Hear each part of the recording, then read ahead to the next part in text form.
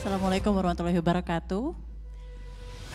Good morning everyone, welcome to CNBC Economic Update 2025. My name is Safrina Nasution. I am an economic journalist in CNBC Indonesia. Today we are honored to have with us one of the most respected economists in the world, a legendary economist who has advised multiple US presidents and shaped economic.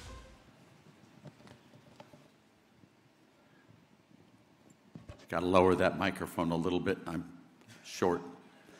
Thank you very much, Daniel, Safrina. It's lovely being back in Indonesia. I love this country. I mean, it's just a wonderful country. And when I arrived here, the first question I was asked was, is it possible that Indonesia can grow at 8% in 1 year? That was the question. Now, remember, I'm an economist. I'm just an economist. I'm not a sociologist. I'm not a physicist. I'm just an economist. So I look at everything from the standpoint of economics. And when I look at this country, the question, can Indonesia grow at 8%? Of course it can. For goodness sakes, this is Indonesia. You have a young population. You have an educated population. You have an enthusiastic, entrepreneurial population. Just look at Jakarta. You drive out and see the energy, the happiness, the thing. Of course you can. The question is, what type of government policies will be the policies that will allow Indonesia to become really, truly prosperous and grow at 8%?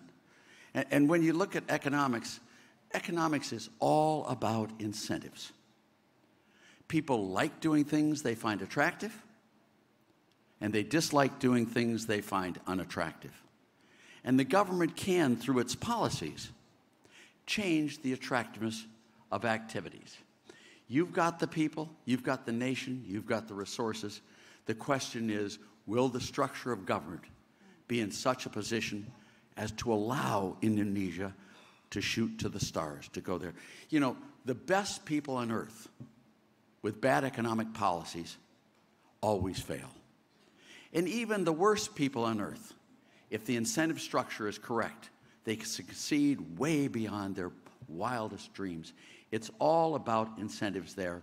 And, you know, when you look at taxes, and just on a common sense level of taxes, have you ever heard of a country that taxed itself into prosperity? No, it can't happen. You know, when you tax something, you get less of it. When you subsidize something, you get more of it. What you need on taxes is a government that understands its role properly. The government is not there to change the outcome. If it's a card game and you are not dealt a good hand, or if you are dealt a good hand but you don't know how to play that hand, that's your problem. What you want the government to do is to make sure that there's no crookedness in the card dealings.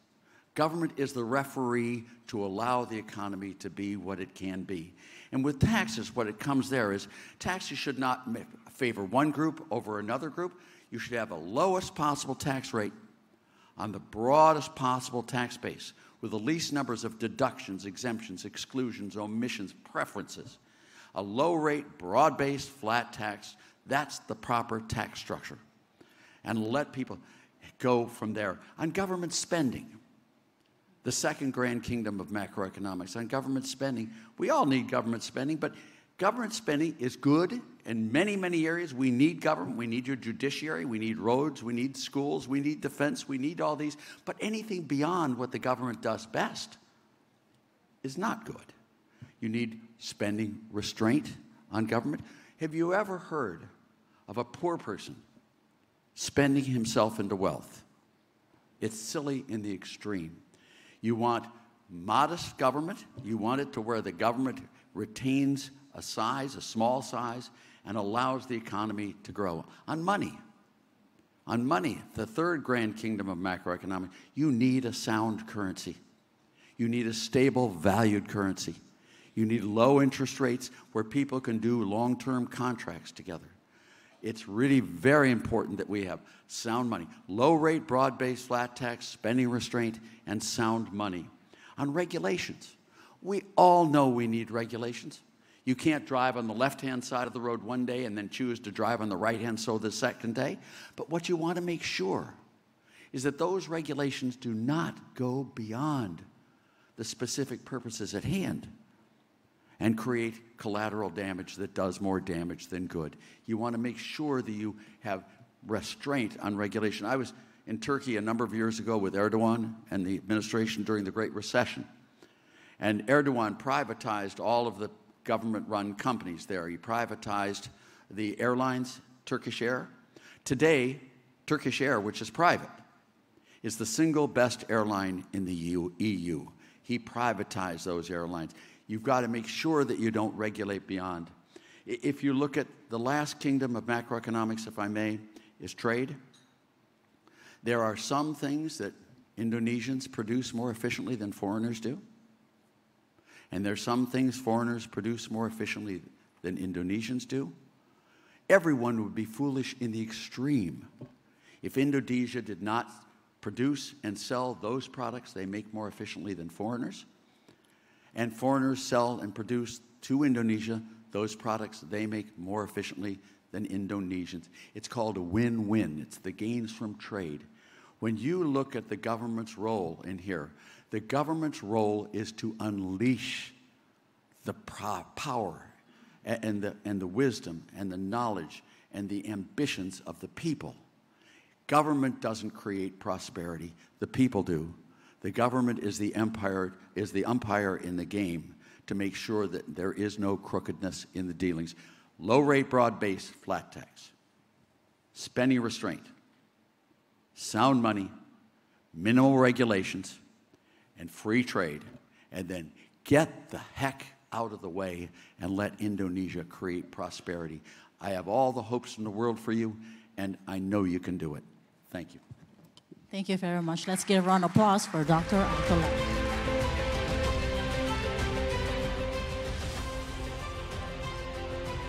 We have the same notes. We truly have the same notes, are we? We have the notes right here with us. I do have my. Just grab the mic, sir. How could I say it? It's an honor to have you here in person after our conversation last month via Zoom. Thank you, sir. My pleasure. Thank you very much. Thank you for coming here to Indonesia. Look at all these One more wonderful applause people. for Dr. Laffer. So I had an interview last month with Dr. Laffer via Zoom, and I have to say that was one of the most uplifting insightful interviews I've ever done in my journalism career, and your perspective, especially about how government putting tax in a lot of things, really stayed with me, sir. So since now face-to-face, I'm curious, how does it feel to be here in Indonesia amidst all this global economic shift? And probably just to stay on a lighter notes, just to start with a lighter notes, what's one thing about Indonesia or this region that has pleasantly surprised you so far? Well, let me just say how pleased I am to be here with CNBC. To be really honest, I love CNBC. I love Indonesia. I came here the first time I came here. I was just amazed at the youth, the energy, the entrepreneurial ambition of the people of Indonesia. It's just, if you come from staid Europe, you go to Europe, and I don't have any dislike for Europe. I like Europe a lot. I think it's a wonderful place, but Indonesia's alive.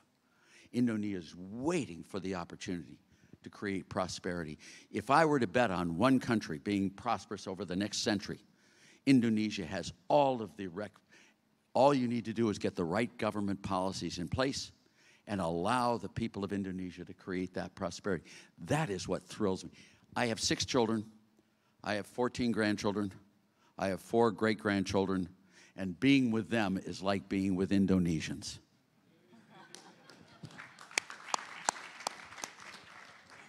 So all of the guests here in CNBC Economic Update came here. Just want to ask you something. That this was probably the first question that I'm going to ask you straightforward. So, how do you see and how do you assess the current states of the global economy currently, particularly after April, in the light of rising trade tensions and the tariff policies introduced by the United States? What do you believe is the underlying economic rationale behind all these policies? Yeah, on the U.S. side is what you're asking. I've known Donald Trump for a long, long time. Not really well, but in the last few years, I've gotten to know him very well. Spent a lot of time with him. And you know, when you look at his first term, and I think the second term is going to be much the same way as the first term. Now, remember, I'm just an economist. I'm not here as a forensic society. I'm not here for anything else. You know, I'm only economics. And my assessment of his first term is that he was the single best first-term president the United States has ever had. And I was worked with Reagan. This man, with the Tax Cuts and Jobs Act, energy independence, medical transparency, right to try, the rolling back of the Chevron decision. I could go on and on and on. This man's policies in the first term were the single best policies of any president ever in U.S. history on economics. And so far in this administration, he's off to a running start. I mean, he just doesn't stop. He just on and on. But I'm very hopeful that this will be a great second term. And by the way, in the first term, everyone hears him talk about tariffs, and I'm the tariff man, and 50% tariffs, 100%, 200% tariffs. If you look at what he did in his first term, not what he said, we had 5 major trade deals in his first term. The first one was the USMCA, Canada, Mexico, and the U.S. trade deal, which cut tariffs dramatically. We also had a deal done with Japan, which again lowered tariffs, didn't raise them, lowered tariffs, was freer trade. We did the same thing with Korea. The Korean deal was to lower tariffs. We did it with Brazil and Colombia. The 5 trade deals he did in his first term always lowered tariffs. Make sure you look at what the man does, not so much. Well, you listen to what he says, but it can confuse you. It can get you all upset. He's a negotiator, and that's what he is, and he loves negotiation, and he's good at it. And I think right now you're seeing his expertise. 145% tariffs on China. Now it's 30%. Tomorrow it'll be who knows what. But I'm willing to bet you that at the end of his term, you will see much lower tariffs on all countries across the board, not higher tariffs. That's my belief. Well, thank you so much. Let's give a round of applause for that. Quite straightforward answers as well. So look at what he does, not what he said. And can you tell me more on that? Yeah, I mean, you've got to treat Donald Trump seriously. You do, but not literally. I mean, I don't know how to describe the personality. He's not like other presidents who are very serious, have written speeches, or other presidents like Joe Biden, who never appeared in the public, just without a speech written for him completely. Donald Trump is his own person. He sits there and talks with you. He has press conferences every day, all day long. You know, there's nothing that's hidden. There's no agenda that's hidden. So when you look at this man, think of this man as a friend of yours and sitting there in your living room talking and making jokes. And, you know, that's the way I would take Donald Trump. And I think if you look at what he actually does, it's amazing how much he gets done and how good his policies really are. So what he done was just like to ensure and support there's a negotiation between each and every countries to make a great deal between everyone. Oh, yeah. Well, I had a conversation with him in 2019. He called me and at home. And I was sitting in my chair. It was 6 o'clock, 7 o'clock at night or something. And he wanted to talk to me about international trade. Now, this was in the first term. And he told me, he said, you know, Arthur, I am a free trader. And if you know his job, he was head of Trump International. Every CEO of an international company is a free trader. All of them are. Yeah. They hate government. They hate tariffs, quotas, and he's no exception. I made a joke, which I probably shouldn't have made, but I said, of course I know you're a free trader because of your job. But I also said, I know you're a free trader because you imported 2 foreign wives. He didn't laugh. And he said, look, the U.S. today is the freest trade big country. We're, you know, the Isle of Man, maybe Jersey, Guernsey, and Sark, maybe Monaco are freer trade. But of the big countries, we are the freest trade big country. All of these other countries, and you can list them all in the OECD, have many more trade restrictions against American products than we do against their products. And he said, those trade barriers, they have hurt their country as well as our country, and all of us in international economics know that. It doesn't matter who puts the trade barrier on, it hurts everyone. And he said they do that. The only thing they care about is the U.S., access to the U.S. market. So what I'm going to do is I'm going to threaten them with tariffs, of access, to deny them access to the U.S. market, and bring them to the negotiation table to negotiate free trade deals with us. That's what I'm going to do. And I'm going to get them there and negotiate the free trade deals.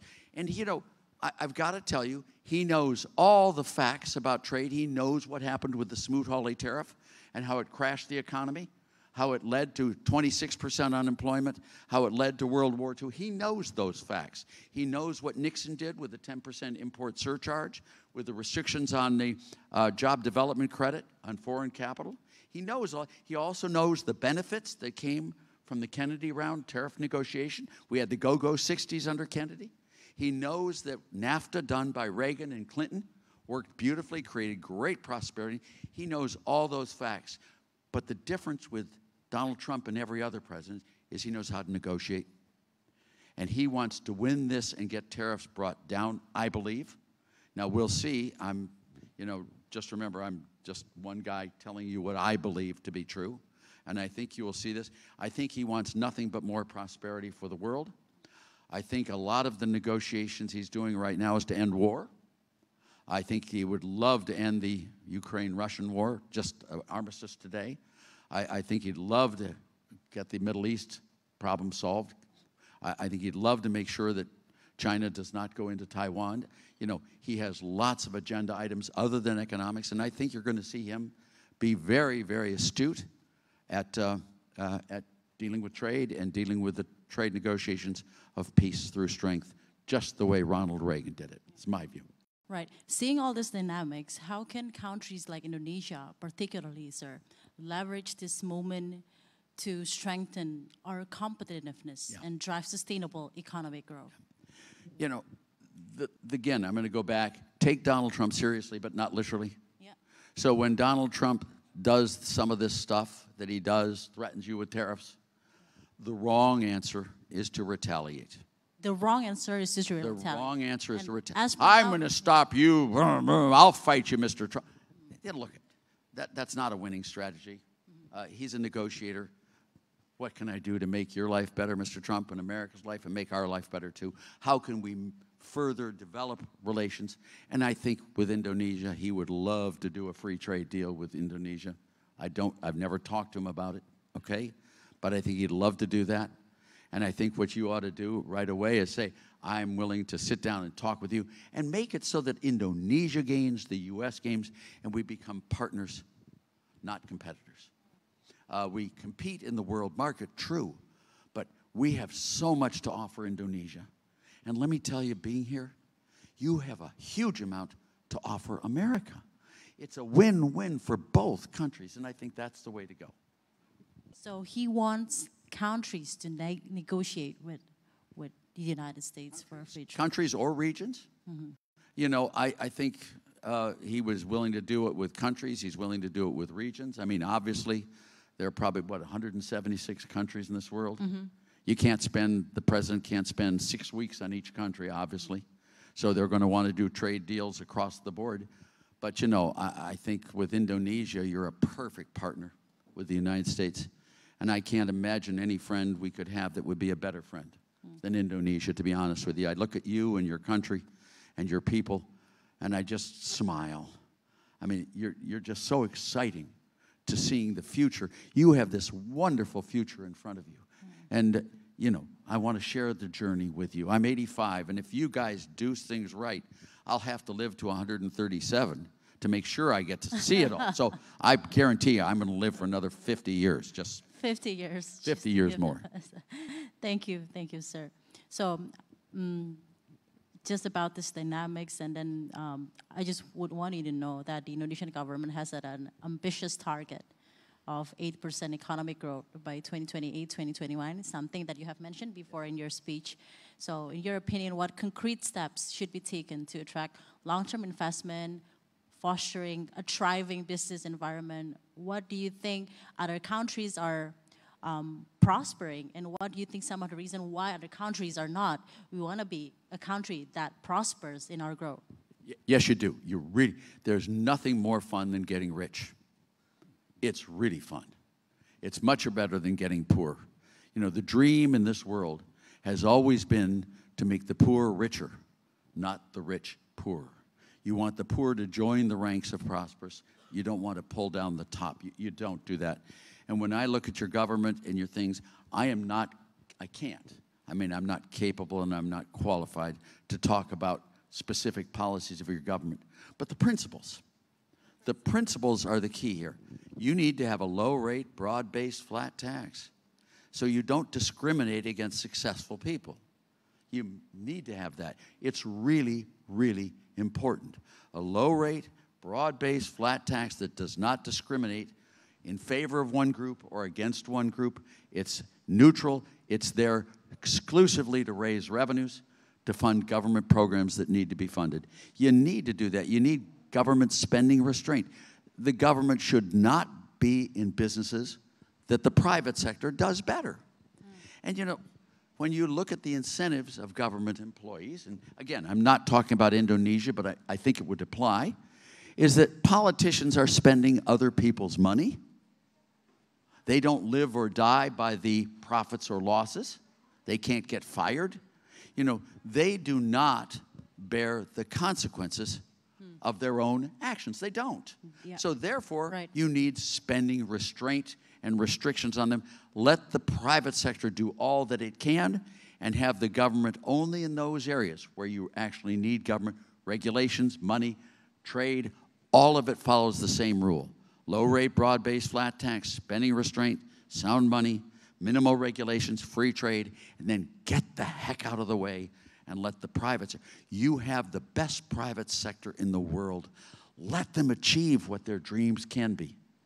So that was the principle, but do you think it can be applied to every country? Oh, every country. And it applies to you especially because you have all of these people in your country that are dreaming about being prosperous, that are dreaming about a better life.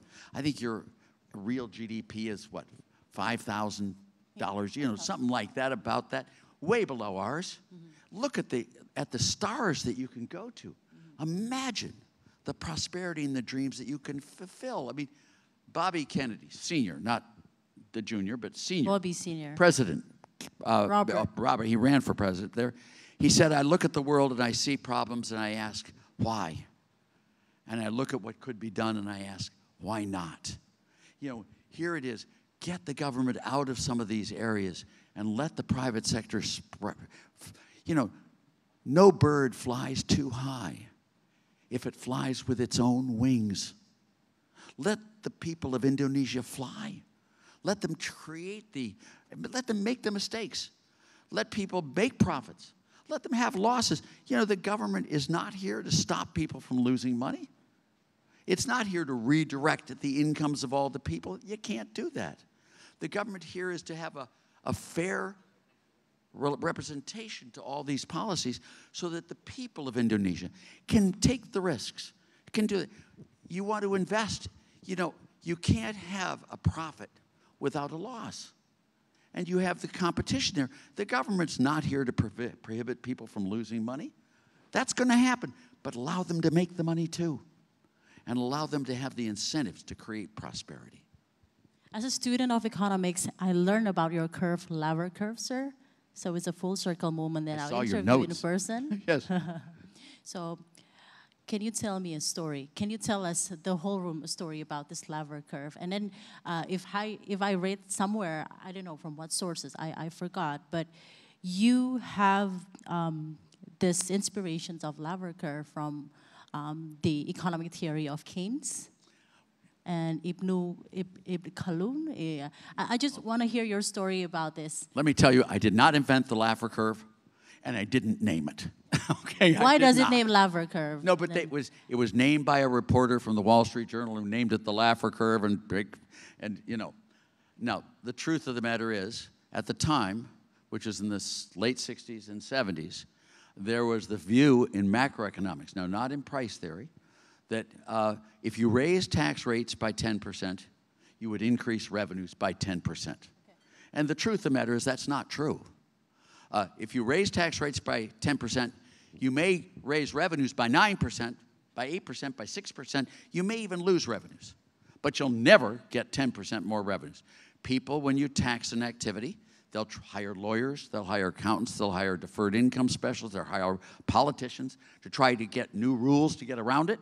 They'll stop working as much, they'll leave the country. There are all sorts of incentives there, you know, and you'll never get the 10% more revenues. Now, that was not what was in macroeconomics at the time, and I remember it was sitting down with my classmate, Dick Cheney, who was my classmate at Yale, and a good friend, and Don Rumsfeld, who was also a good friend there. We were sitting there in the W Hotel, and Jerry Ford had this silly, silly policy called Whip Inflation Now, which was a 5% tax surcharge. It's the worst thing you can do, and I did the little curve, and it's history now. But you all know that.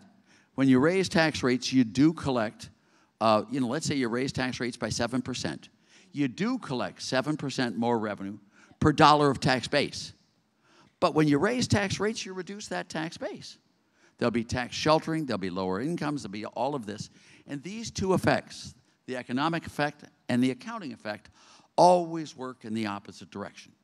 Sometimes when you raise tax rates, you do get more revenues. And sometimes when you raise tax rates, you get less revenues.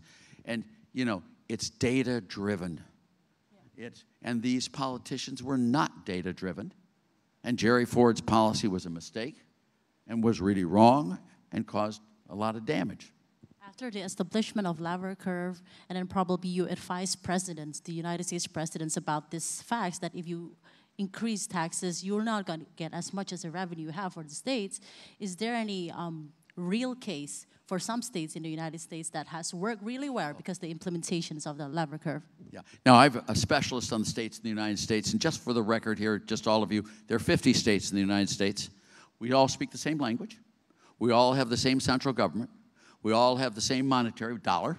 We all have freedom to move anywhere we want as long as we're willing to live by the rules where we move to. There are not allowed to be any barriers to movement of goods and services across any political boundary. So it's a perfect free state. We have 9 states in the U.S. that have no income tax. We have 41 states that have guess what the 9 fastest growing states in the United States are? Those states without an income tax. We have 11 states that have introduced an income tax since 1960. Guess the 11 worst performing states in the United States are? Those states that introduced the income tax. If you ask yourself, what are the best states? You look at Nevada, you look at Texas, you look at Tennessee, you look at Florida, you look at South Dakota, you look at New Hampshire, you look at all of these, Washington State, Alaska. These are the fastest growing states, the best prosper. Why did I move from Southern California to Nashville, Tennessee? Guess which is the lowest tax state in the nation? Tennessee. If I don't move there, who does? You know, economics is perfect. When you my latest book on taxes have consequences. When you look at tax have consequences, we have an income tax that was started in 1913. We have every tax return. My book, and I did it with Dr. Gene Sinkfield and Dr. Brian Dimitrovic, are my co-authors on this book, really great people. I looked at every single tax return from 1913 to the present. We know what happened. When someone says, well, what's your opinion? I say, I don't give a darn about your opinion. I could care less what your opinion is. This is about facts, not how you feel. Every single time we've raised tax rates on the top 1% of income earners in the United States, 3 things have happened. 1, the economy has underperformed. Number 2, tax revenues from the rich have gone down. And number 3, the poor have been hammered. Every single time in our history that we've lowered tax rates on the top 1% of income earners, the economy has outperformed, tax revenues from the top 1% have gone up, and the poor have prospered in the economy. Just look at it. What happened in the 1930s to the poor? What happened during World War II to the poor? What happened during Johnson, Nixon, Ford, and Carter to the poor? What happened to tax rev? You know, these are facts, people. Economics should be all about facts and nothing but facts. If you try to tax the rich, they know how to get around it. And they will, and you'll suffer enormously. Low rate, broad-based, flat tax. Treat everyone equally. The rich are not the enemies of the poor. They are not. Let me just give you one quote from John F. Kennedy, my favorite president, well, next to Reagan and Trump, okay, next. John F. Kennedy put it so beautifully. He said that no American is ever made better off by pulling a fellow American down. And we're all made better off if any one of us is made better off. Now, the next line, which we used with Trump, we used with Reagan, was used there, a rising tide raises all boats. And that's true of economics. We're all in this country together. Men, women, old, young, black, white, male. I mean, we're all in this country together. It's us. We're all better off if any one of us is better off. This is not a war of this group versus another group. That is bad economics. Bernie Sanders, Elizabeth Warren, they need to go to school and understand that this is not the rich versus the poor. This is all of us together. How do we all become rich? How do we all prevent war? How do we all prosper? By being partners, not enemies. You know what I'm saying. And yet so many economists, and especially those, my colleagues that I studied with, by the way, and just for the record, as I said to you, I went to school with all these Eastern economists. I got better grades than they did. Just joking. I'm not joking. But these people want to make class warfare. It's not a class warfare. We're all together in this tub. And just remember, every Indonesian is a partner with every other Indonesian. You all want to prosper together. Well, thank you so much. Let's give a round of applause for Dr. Arthur Laffer and a wonderful opinion on it. Dan kami juga ingin mengucapkan selamat datang terlebih dahulu. Kita ingin mengucapkan selamat datang ke Ballroom Hotel Borobudur dalam rangkaian acara CNBC Economic Update 2025. Selamat datang kepada Menteri Keuangan Republik Indonesia, Ibu Sri Mulyani Indrawati. Kita berikan tepuk tangan. It's okay. You just. I would love to. Ibu Ani, selamat datang Ibu. Terima kasih baik telah bergabung di CNBC Indonesia Economic Update. We actually have Dr. Arthur Laffer here on stage, and he said he want to shake hands with you. He want to shake some hands with you. Just give you a proper welcome, Ibu Ani.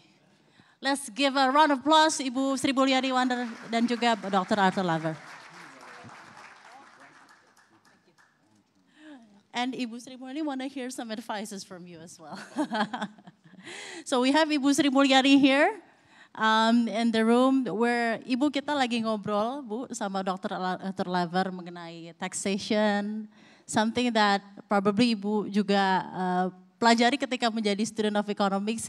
Tadi kita juga nanya Bu ke Dr. Arthur, Laffer Curve tuh gimana ceritanya gitu loh tentang perpajakan gitu ya Bu. Jadi kita kebetulan ingin melanjutkan kembali pembicaraannya Bu Ani. Dan probably because we have our finance minister here, sir, do you have any notes or any takes on advices for the government of Indonesia, how we can ensure a robust fiscal policy to secure a stable revenue basis for propelling Indonesia ahead without giving much increase to the tax, as you mentioned before, sir? Yeah, just for the record again, I am not an expert on Indonesia specifically. I love Indonesia, and I've been visiting Indonesia and I adore it. What I hope I can offer is an experiential base of a very old man who's a professor, an economist that's been in government for many, many years in many different countries. I was just down with Malay in Argentina, spending a week with him, with Bukele in El Salvador. I was in Suriname. I was over in Incheon. British. I've worked with Chile, Argentina. I have a lot of experience in all this. Not specific recommendations for Indonesia. I don't. But the principles, and if there's any advice or anything my experience can do that would give you a better chance at becoming prosperous, I'm here to serve you and to provide you with information that I have to help you make better decisions. And the principles I outlined, the 5 grand kingdoms of macroeconomics: a low-rate, broad-based, flat tax. Just do not use the tax code to favor one group or against another group. Just a low-rate, broad-based, flat tax. Spending restraint. You know, the government has all sorts of activities it is supposed to do, and it needs to do those activities as well as it can, but anything else, don't do it. You need to create a sound currency, stable prices. That's really important for prosperity. You need to have minimal regulations. You know, the government should not be in every business. That's for people to do in. The government should release the energy and entrepreneurship of the people of the country. And lastly, free trade. Free trade is critical to prosperity. Partnering with the rest of the world on trade, it's just really important. And then once you've done those, low rate, broad-based, flat tax, spending restraint, sound money, minimal regulations, free trade, then get out of the business and let the economy solve itself. The government cannot correct every mistake. And just because there's a private market failure does not mean there's a government answer. It doesn't mean that. You know, let people make mistakes. That's how they learn. If you make a business and you don't do well and you lose money, that's your problem. If you make a business and you make a successful business and you make a lot of profits, that's your benefit. It's nothing to do with the government. And, you know, here you've got to release the entrepreneurship, the spirit, the individuality of all of you Indonesians. You're just amazing. And what needs to be done is to release the entrepreneurship, the drive, the energy, the spirit, the knowledge, the joy that is Indonesia. That's what government, and to make sure that there's no crookedness in the dealings. No crookedness. Yeah, monopolies. Other things where one group tries to take advantage of another group unfairly. There are rules, there are regulations. You can't allow that to happen. Free trade, but of course, you don't sell nuclear weapons to Kim Jong-un, please. You know, there's limits. But that is a very limited area for government to operate, and just allow the market to do its job. And you too will become as prosperous as the United States. Now, what do you think about tax compliance, sir? Anything that you want to say about tax If you compliance, have a like low-rate, market? broad-based flat tax, if you have that, rich people know they're supposed to pay taxes. Poor people know that they should pay taxes. It's everyone's government. The thing is that rich people, when they pay taxes, want those taxes to be fair. And they're perfectly willing to pay taxes if those taxes are fair. If I make 10 times as much as you, I should pay 10 times as much in taxes, not 50 times as much. That's not right.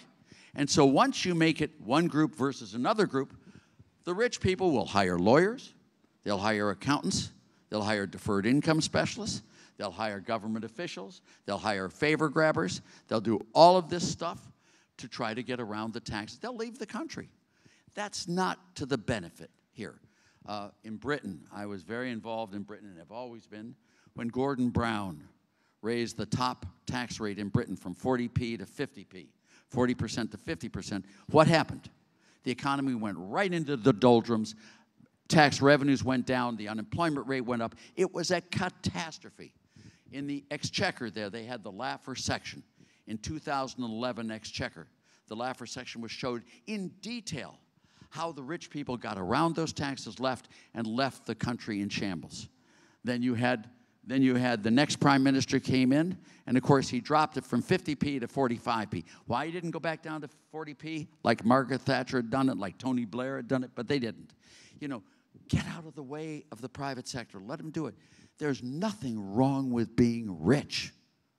There's something very wrong with being poor.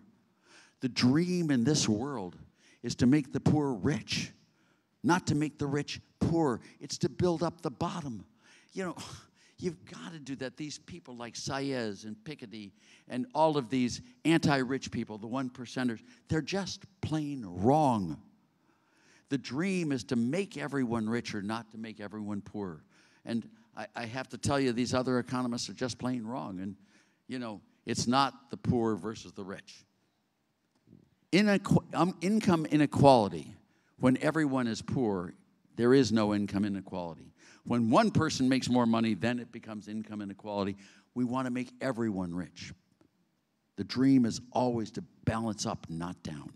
Well, you know I'm right. You know this, and you know most economists. As you mentioned before, the rising tide raises all boats. Raises all boats. And if you look at most economists, and you know them just as well, you studied in the U.S., you got your PhD in the U.S., and in the same state I was teaching at the University of Chicago. I went through all the ranks at the University of Chicago. And if you look at these economists, jealousy is not a good policy. Hate is not a good policy. We love each other, not hate each other, and we're not jealous of each other. We're proud to be associated with people who do well. And the dream is always to do well. Let's give a round of applause and appreciation to Dr. Arthur Laffer. We have open-ended questions from the audience, sir. We would like to have one audience in the ballroom to ask just one question because of the limited time. So I would just gladly ask anyone who would give some questions to Dr. Arthur Laffer. One questions about anything, economics, taxations, the President of the United States probably, or probably how is the Tennessee weather currently? Because I love Tennessee, I went there, sir, it's wonderful. It's a beautiful state. Work is a lot more fun with low taxes.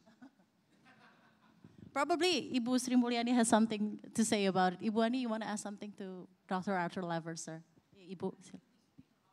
Okay, yeah. Ibu said, yeah, okay. And probably, do you have anything, any audience, one question to Dr. Arthur Laffer, probably one a lifetime opportunity since we have him here. Silakan, teman-teman riset CNBC. Silakan, ada yang ingin bertanya? Teman-teman riset? Oke, ada satu orang yang ingin bertanya, silakan. Bisa dibantu untuk pemberian mic-nya, pertanyaan langsung, nama instansi dan juga pertanyaan yang ditujukan kepada Dr. Art. Silakan. Boleh tunjuk tangan lagi?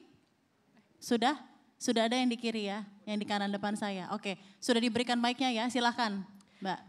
Good morning, sir. My name is Lurva from Bloomberg Technos. Would like to ask, have you ever heard any updates from the negotiation between Indonesia and United States of America regarding tariff negotiation? How was the update so far from President Trump? And could you please elaborate more about the update so far? Thank you. Yeah, I have not kept track of the negotiations with Indonesia and Trump and Ludnick or any of the others there. I have not kept track deliberately.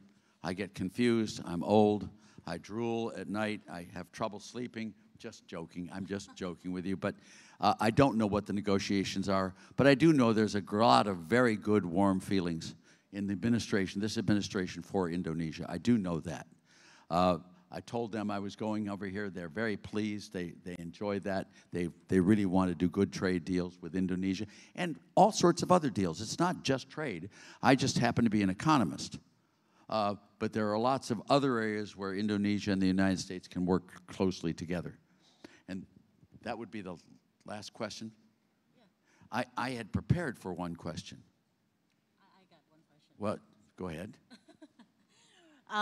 Something that's quite not related about the retaliation, the trade negotiation between the United States, but because I have you right now here with us in person, sir, this is coming from me. So looking back on your long influential career in economic policy, sir, for more than 50 years, what is one core belief or lesson you wish more policymakers or leaders in any country would understand today? And if you were advising young economists or young policymakers or young leaders in Indonesia, what would you tell them about the real drivers of prosperity of a nation? Yeah. When I went into economics, I come from a fairly prosperous, privileged family. And so I chose to go into economics because I loved what I saw as economics. It's like physics, it's like biology. It's just a miracle that all of this can be achieved by human beings. I went into it to worship economics, not to use it as a tool for my career. That's when and the one thing I would suggest to all politicians as well as people going into economics is sit back and drink in, just absorb the miracle of what this world has provided into prosperity, curing diseases, curing hunger. I mean, look at this. It is a miracle what economics, and understand that all of that economics comes from the people, not from the governments. The governments are the umpires that regulate this thing and make sure that the rules are followed. But it's something that's created by humanity that is so wonderful. Be awestruck. Don't use economics as a tool. Use economics as something to sit back and just a miracle of how humanity has developed over the thousands of years of human existence. It's just amazing what it's done. Now, the one question I thought I was going to have to answer, which I prepared for. No one asked, but let me, if I can. I have been, knowing I'm dealing with a business audience here, knowing all of the super exquisite credentialed people and their abilities and their successes, that I used my economics on the stock market because I knew I would get someone asking me a question about the stock market. So I applied supply-side economics to the New York Stock Exchange, to the NASDAQ, to all these other markets. I knew someone was going to ask me my picks, my stock picks. So I applied this, and let me just tell you, after studying it for 2 weeks, preparing to come here, I have found 7 stocks that I can guarantee you will triple in value in the next 6 weeks. I can guarantee. But no one asked. So now you know. Now you know, but no one asked, so no answers from Dr. Arthur Laffer. Let's give a round of applause for Dr. Arthur Laffer. So, sir, just one more note. We truly deeply appreciate your time, your clarity, and your generosity in sharing your thoughts with us. Thank you, and we really hope to continue to learning many, many ways from you in many, many ways ahead. Thank you, sir. Thank you. Thank you so much.